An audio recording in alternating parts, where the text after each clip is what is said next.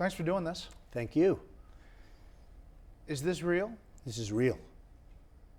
Really? This is really real. I'm looking at it very, very seriously. I'll make a decision soon. Politicians are all talk, no action. I deal with them all the time. I've done very well with politicians. I will tell you, Bret, our country is going to hell. We have people running the country that don't know what they're doing. This is absolutely real. And you see it a little bit in the polls. I do great in the polls. The one that just came out today, do great, beat most of them. And then they say, but he's not running. And I still do well in the polls. So let's see what happens. If I announce, it's going to be very interesting. People look at you and say, hey, listen, he's successful. He's got a lot of things going. He's on TV. Why do this? Why put yourself through this? Why put your family through this? A lot of people ask me that question, and my family, to a certain extent, asks me that question. We have a great life. I've built a great, great company. You've seen that when I did filings. You'll see even better if I do other filings. I mean, it's a phenomenal company, and this is really what the country needs. It needs a certain type of thinking. We owe $18 trillion. We're going to 21 trillion, and ultimately 24, which is a magic word. 24 trillion.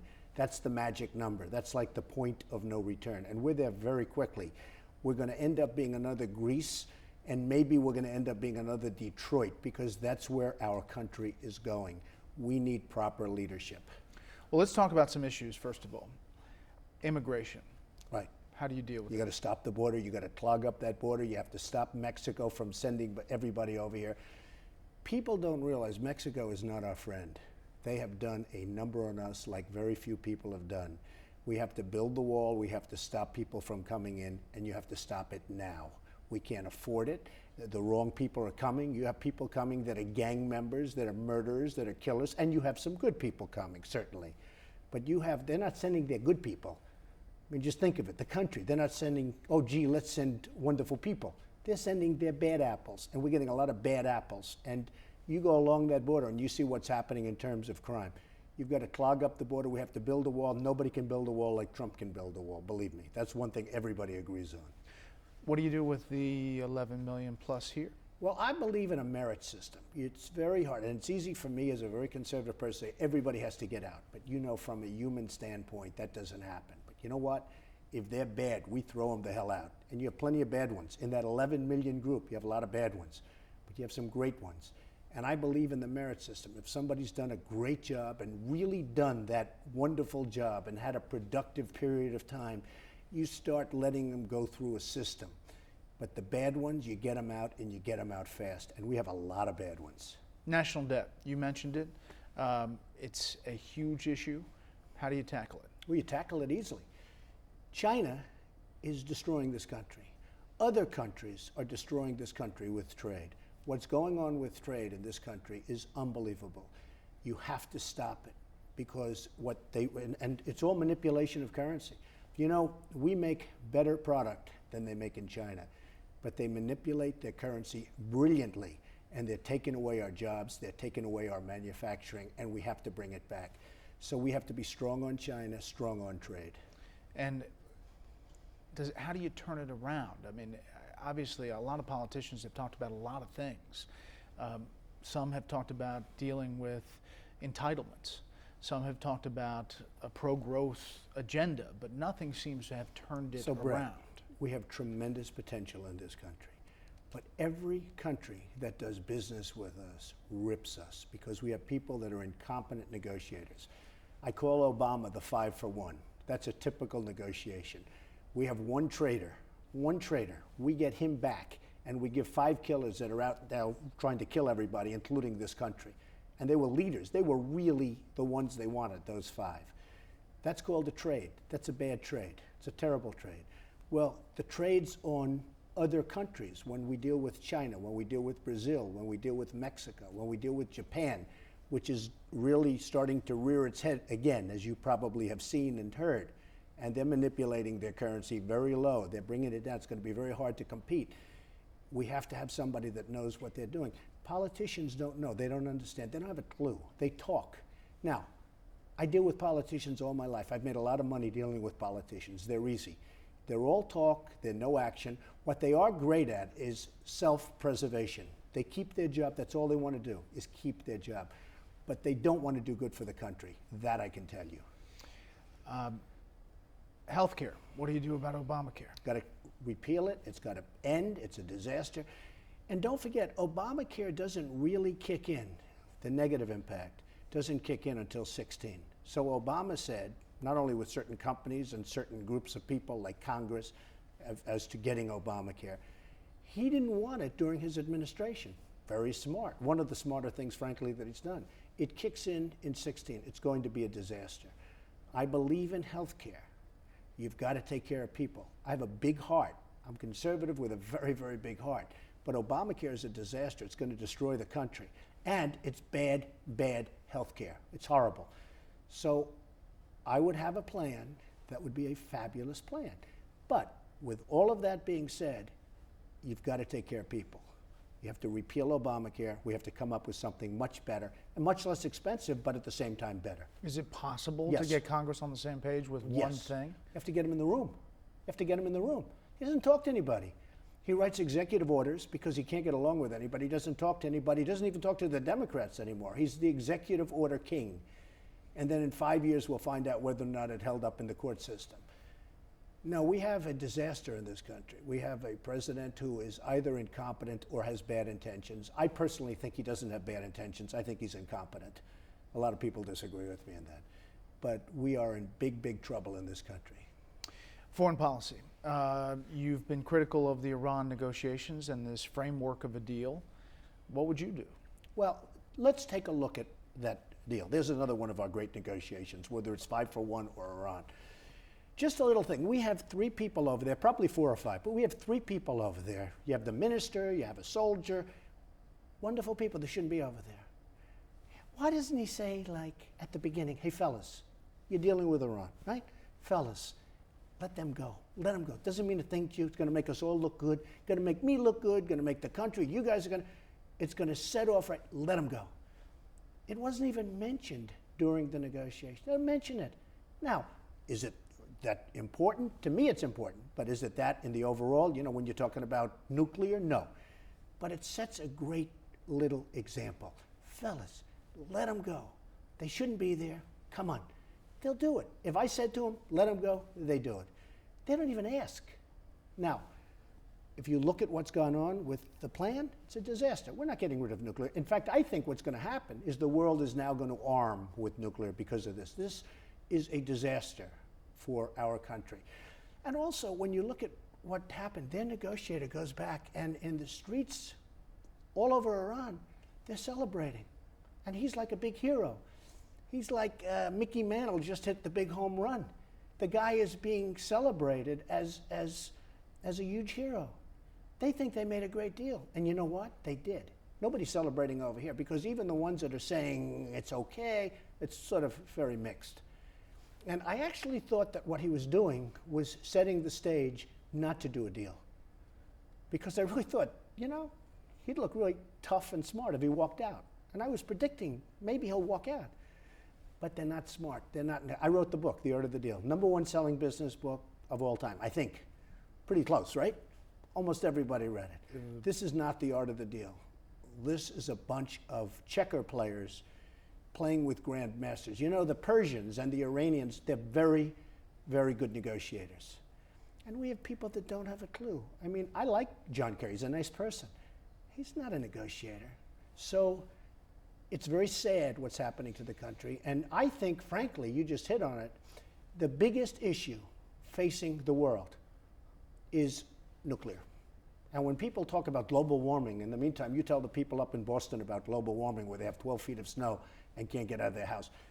When Obama says the biggest issue facing us is global warming, the biggest issue facing us is nuclear warming, because that's the real warming. And if we don't have tough, smart people that know how to deal, you're going to have a catastrophe like never in the history of the world before. So the biggest problem confronting this country is nuclear, and the fact is we have incompetent people representing us. So when the president says, well, what are you going to do? I mean, if you're not going to do this, are you going to go to war? You know, what do you think of that I think argument? the sanctions would just absolutely bring them to their knees. Now, If it doesn't, and if they want to do nuclear, then you're going to have to start dropping something on them very, very severely, because you cannot allow Iran to have nuclear. I mean, the general was on television 2 days ago saying the survival of Israel is non-negotiable. I mean, it's not going to, how can you do this? And then we're negotiating, so they don't even control their own general. You know, these negotiators in theory are over and above the general. Well, how's he talking about? He's saying we're going to wipe Israel off the face of the earth. And then you have Obama that doesn't even get along with Israel. And one of the amazing things, I have a lot of Jewish friends who supported Obama. They are absolutely saying, what the hell did we do? He's the worst thing that ever happened to Israel. So we need tough, smart people. All we're doing with this negotiation is making Iran rich, because we're taking off the sanctions. They're going to become rich. Now, they're fighting us in Yemen. So wouldn't you think during the negotiation, Bret would say, listen, a couple of things. You got to get out of Yemen fast. Just get out. Nobody even brought it up. They don't talk like that. You know, it only takes a few seconds. That statement takes a few seconds. And if it's properly delivered, they're going to get out. But we have a bunch of stiffs. We have, in the business we call them stiffs, we have a bunch of stiffs. We have people that are diplomats who don't want to offend anybody. They're very nice people, but they're not for this. They're not doing the job. And that job is the most important job. But you have a country that we're negotiating with, and they're fighting in Yemen, essentially fighting us. So it's a very sad thing. Now, on your show, years ago, I said that Iran was going to take over Iraq. Because I was never a big fan of what they did in Iraq, because I knew the Iraqis, once we leave, and who wants to stay there forever. And that's when I came up with the thing. At least we get something, because we lost thousands of lives. We spent $2 trillion on the Iraq war, and wounded all over New York, all over Florida. I see the wounded. I let them come to Mar-a-Lago. I have parties. I love those people, because they're braver than I am. But they're walking around without legs, without arms, and worse than that. And this is what we get for Iraq. We got nothing. So you remember I said, keep the oil. Everyone said, oh, you can't say that. That's such a terrible thing. Not everybody. The smart people didn't say that. But the people that don't know what they're doing said, oh, it's a sovereign country. Well, Iraq has the second largest oil reserves in the world after Saudi Arabia. People don't know that. Massive. I said, keep the oil. We didn't keep the oil. You know who has the oil now? ISIS. They have the oil. And the other one is Iran. Soon will have the oil, because they're basically taking over Iraq, which is what I said. I said, Iran's, and I said this 5 years ago. I didn't say this like 2 days ago. And you know it because you interviewed me and I said it, and a lot of people said, no way. You know, you had two countries that were sort of equal. They were, you know, you go 5 feet this way, 5 feet this way, they fight for 10 years, then they both get tired and they live, right? Well, we decapitated one of those two countries. So the other country is just going in and taking over. So Iran is really controlling Iraq right now. But between ISIS and Iran, they have all the wealth and they have all the oil. And it's not going to stop. The reason it's not going to stop is because they have no respect for our leadership. So that's the bottom line. You say establish respect. It affects Russia, Putin, negotiating, China, Mexico. That's your sense. Well, Russia, I mean, I was with Putin a year ago, and I will tell you, I think he's a guy that can be dealt with. But he doesn't like Obama. He doesn't respect Obama. And I believe he's somebody that can be dealt with. And if he can't, you do some heavy numbers on him and this and that, right? But I think that he is somebody that can actually be dealt with. I was over there. I owned the Miss Universe pageant. And we had a tremendous success. It was in Moscow. And I got to meet many, many of the Russian leaders. And, hey, do you think they want war? They don't want war. Moscow was thriving. Now all of a sudden it's all messed up, and the relationship with this country is all messed up. But I met many of them because intelligently they all wanted to go and see the Miss Universe. So it was sort of easy to meet them, right? They all came into a room. But we could get along with people, but we need proper leadership, and we need great negotiators. We have bad negotiators. We have people that are, you know, gave a political contribution, and they get some job, and all of a sudden they're negotiating nuclear weapons. We need great negotiators. We need smart people. We don't have them right now. Let's go back domestically. Taxes. As President Trump, what would you do? I wouldn't raise taxes. If If anything, I'd lower taxes. And the reason is, there's going to be taxes. What I'm going to do is take back business from China, take back business from Vietnam, take back business from all these countries that are manufacturing. We're going to start manufacturing in this country. You know, in China, they make something, they sell it over here, no tax. We make something and sell it in China. Number one, you can't go through the red tape. It's almost impossible. Number two, there's a tax. A friend of mine was telling me the other day, he's in the manufacturing business. He makes something.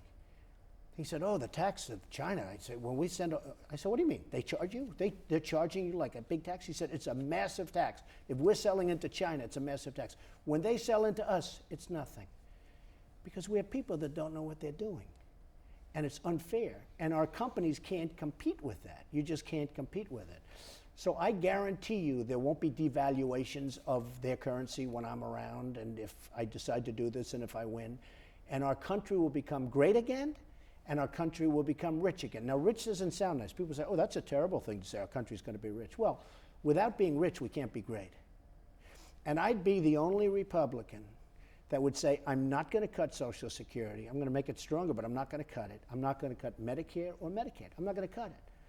Because I will take in so much money, and we will make this country so powerful and rich again, and therefore great, that you won't have to cut Social Security, Medicare, and Medicaid. No, we'll get rid of the fraud, which is massive, and we'll get rid of the waste.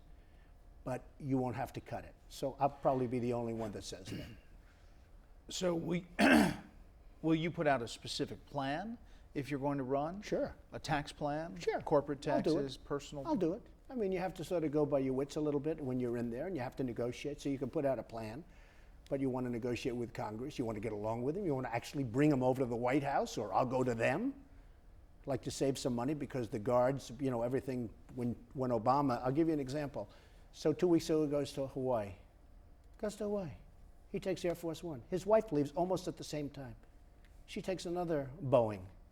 So you have a Boeing 757, and you have a Boeing 747 going in the same direction almost at the identical time.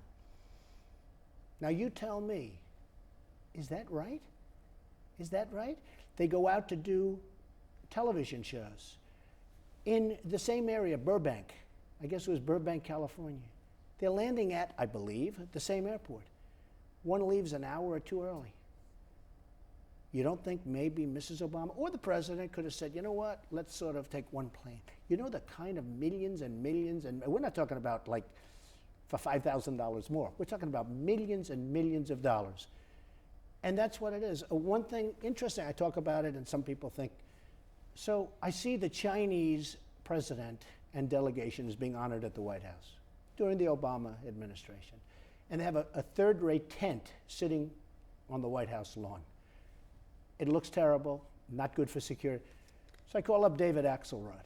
I say, David, I will give you free of charge a $100 million ballroom, and nobody builds them better than I build them. Mar-a-Lago, many of them. I'm building one right now on Pennsylvania Avenue that's going to be the talk of Washington, D.C., at the old post office site. I said, nobody builds better than I build. What I do best is build. I'm going to give you a $100 million ballroom. We can set up all sorts of commissions. You'll pick the look. You'll pick everything. We'll hire the 5 greatest architects, have each one of them come in with a plan so that everybody's happy, because it is the White House. But you need to have a ballroom. I will give it to you free, no charge. You pick it, we'll design it, it'll be fantastic. Never heard back from them. You did the same with the UN. I did the same with the UN. So the head of the Swedish delegation calls me up. He said, Mr. Trump, you just built a 90-story building across the street, and I read where it cost $325 million. We're spending $4 billion to renovate a much smaller building at the United Nations. Could I ask you, did I read that right? He says to me, did I read it? It cost $325. It's called Trump Tower. You know, it's another Trump building, a great building, a great building. It's called Trump World Tower, right opposite the United Nations. Magnificent, got all sorts. Herbert Muchamp of the New York Times, a great architectural critic, gave it rave reviews. Everybody loves it, very successful. $325 million. It's actually 92 stories in terms of feet. It's 92 stories tall. So he called up, he said, how come you're spending 325 and we're spending $4 billion to fix up some buildings? I say, because of 2 reasons, corruption and incompetence. So I looked at their plan. I asked the major person that was in charge, are you using a boiler system or New York steam? He didn't know. Okay, had no idea what he was even talking about. This is the guy that was in charge. So I said, two things. You have very corrupt people there, and you have really corrupt, and you have very incompetent people. People are going to make a fortune. So I met with the head of the United Nations. I told him about the plan, and all he wanted to do is have pictures taken with photographers. In fact, I was sitting with him all by myself. All of a sudden, doors open, and there were like hundreds of photographers outside. I said, no, I thought I was just going to tell you about this thing. So all he wanted to do is that. That's all he cared about. I said, listen, I can save you about $3 billion. Now, Billion with a B. $3 billion. He said, well, what will the difference be between yours and theirs? I said, here's the difference. Mine will be better. I'll use marble. They're going to use terrazzo. Mine will be much better, much richer, a finer building, better in every way. It'll be a finer renovation. And you don't have to move out. They're going to occupy other buildings throughout the city while they did this. I said, I'll do 5 floors at a time. It works beautifully. I've done it before. I built the Grand Hyatt Hotel on 42nd Street. I did that. I've done it before. I said, you don't even have to move out. And you'll save $3 billion, $3.5 billion. And it's going to be a much better job and a much richer job. He said, oh, wow, thank you very much. Never heard from him. So these are the people we have running the country and, to a certain extent, the world. So you think that business experience can translate to the U.S. government? I don't think. I know. Of course it can. With heart. In fact, look at Obama with the African-American population. They've never done worse. Setting records for poverty, for unemployment, for everything. You would have thought, first black president, he would have been great for the African-Americans. He's been a disaster. He's been a total disaster. I would get everybody working. Everybody would love it. And you wouldn't have to worry about minimum wage because they'd be doing a lot better than minimum wage. But I'd take the jobs back from China. I'd take the jobs back from Japan, where they're sending cars in here by the millions. You never saw anything like it. The boats in New York, where I live, I say, man, look at that boat. Brand new, gorgeous. Japanese cars. Japanese cars. Now we have another one. The new China is going to be Mexico, because Mexico is just eating our lunch. You know, they just took a big plant away from Tennessee. You heard that probably. $1 billion auto plant going to Mexico. It was expected to go to Tennessee. They just decided to go to Mexico. So then Mexico makes it, rip us off, charge us tax, but when those cars are made in Mexico, they're sent to the United States tax-free, no problem. You know, stuff like that, Bret, would stop. You understand? You know the dig on you and the concern about you, that this is all about the brand. Why is this time different than 1999 or 2007 or 2011 when you talked about it and looked at it? Why is this different? Simple. I looked at it twice. The first time wasn't serious. Last time was very serious. I was very, very disappointed in Mitt Romney. You play golf, you play sports, you're a very good athlete. Some people choke. He choked. He failed. He should have done great. He should have beaten Obama. That was a race that should have been beaten. I love what I'm doing. I love building. I love the tremendous success of The Apprentice. I love all the things I'm doing. I fix things. I took the old post office. Wait till you see it. In a year from now, it'll be the finest hotel in the country. This club is one of the most successful clubs. You know that. On the Potomac River, the whole place is on the longest stretch of privately owned land on the Potomac River. I own it. No partners, no anything. I fixed it. It's one of the most successful clubs in Washington, Virginia, Maryland. It's like there's nothing like it. I mean, it's a big, big success. Doral. It was a sick puppy. It's now the hottest resort in the United States. I fix it. I fix things. I make things better. I fix them. This country can be made great. It's not great right now. People laugh at us. And if I run, my slogan is, make America great again. I have to add the word again because I have to do it. Make America great again. So I was very disappointed in Mitt Romney. He choked. I even called his people. I said, where are you? We had the hurricane. We had all the problems. And all of a sudden, I see Obama out there with Chris Christie and others. And he's, you know, the rain's pouring down. Look good. Hey, good for votes. Okay. Does it mean anything? No, but it's good for votes. I said to Mitt Romney, why aren't you out there? He was sitting in his house for like a month. He didn't do anything. and he ended up losing the election. I see Obama, and I give him a lot of credit. I give Obama a lot of credit. He's on Jay Leno. He's on Fallon. He's on David Letterman. He's on all of them. I said, where are you? Why aren't you going on the shows? I think you're getting killed. And then I listened to Fox. You know, Karl Rove, who's a total, you know, he spent $436 million, didn't win one election. Okay, you explain that one. But I listened to Karl Rove, how Romney's going to win. And I said, I don't think so, because I don't see Romney anywhere. I see Obama, but I don't see Romney. Even Bret Baier, even Hannity, who's a great guy, he was telling me, you know, I tried to get him on the show. It's like impossible. Couldn't get him on the show. That's a friendly show, in all fairness. Let's face it, that's a pretty friendly show to him. I wouldn't say that Obama likes it, but to him. But he disappeared for a month and he lost the election. And when I listened to Karl Rove, I respect Karl Rove, but when I listened to Karl Rove and others, they were all saying, like, the election's over. And I kept saying, I don't think so, because Obama's on all these shows. I mean, the night before the election, he's doing the whole circuit, and Romney's sitting in a house someplace. So something happened to Romney. I think he choked, to be honest with you. And I was very tough on him. I think I'm the one that kept him out of the race, because when he was going to run, everybody said, oh, isn't that wonderful? And I said, we don't want a guy that chokes running again. He choked and let us down. Because I happen to think that it was easier to beat Obama, who was a failed president, than to beat Hillary right now. She's got her own problems. But I actually think it was easier to beat Obama, a failed president, than it is to beat Hillary, who's now a woman, and people are going to say, oh, we need a woman president, with all of her flaws.